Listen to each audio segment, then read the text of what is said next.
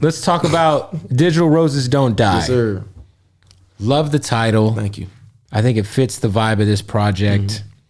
You've dabbled with some funky shit in the past, but I feel like with this album, you fully committed to just a different vibe than when we get in the car and press play on a album. Yeah.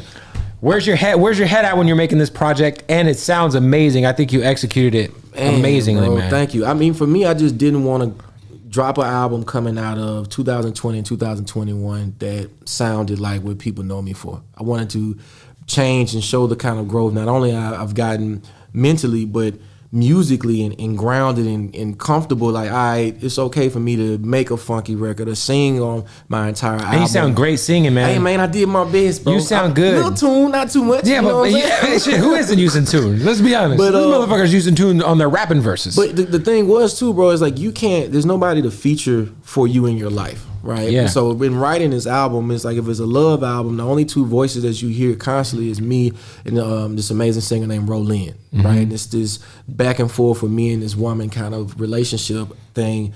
And so records like Generational Way Down, it's my story, it's how I feel. So despite how many notes I might hit this bad, I have to sing this because I wrote it and it's my personal experience.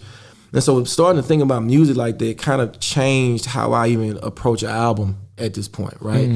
And it's amazing that the Girl Talk album is coming out because I get to be young spirited, maybe people that miss that glass house country shit vibe of myself. And that's cool, but that was in my 20s, I'm in my 30s and I'm supposed to grow and be. And your fans are growing, man. Yeah, I mean, shit, they got kids, most of them. Facts. Now. You know what I'm saying? Or they then went through the college experience. Or they trying to get their house, if you're thinking 2010 was when, that's 12 years. Yeah, but I started, my first project came out in 2004.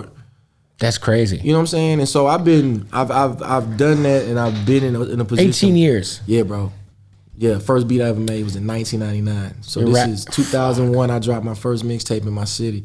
It literally was 21 years ago. Yeah. Wow. Yep. So it's like I've been doing it to be able to be as vulnerable as I was on this album, to make a record like More Than Roses and have that flute. The dude killed it. That was the closest thing I've ever got to making something Willie Hutch would make. Something that I just felt that way. And to me that's what I do this for, bro. I gotta challenge myself. It just gave me like a really like timeless feel. Yeah.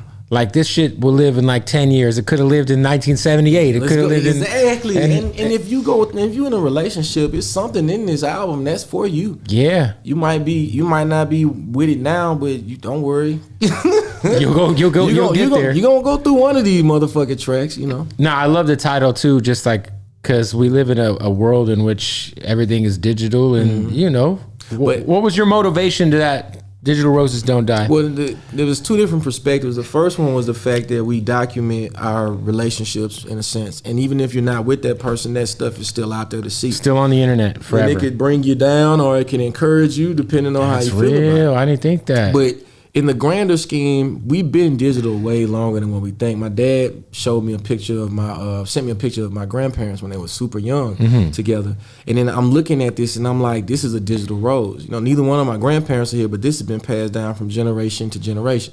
And I'm gonna get to pass it down to my kids as well. So this is way bigger than it just being the internet. This is your own personal experience and journey being documented, and people get to look back at it. And it goes from not only the people in the picture, but who took the photo, what was happening during that time period.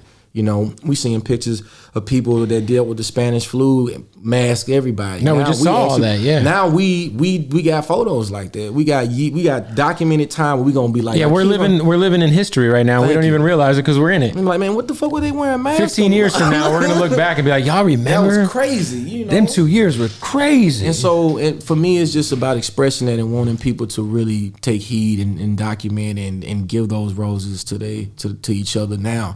It's very important.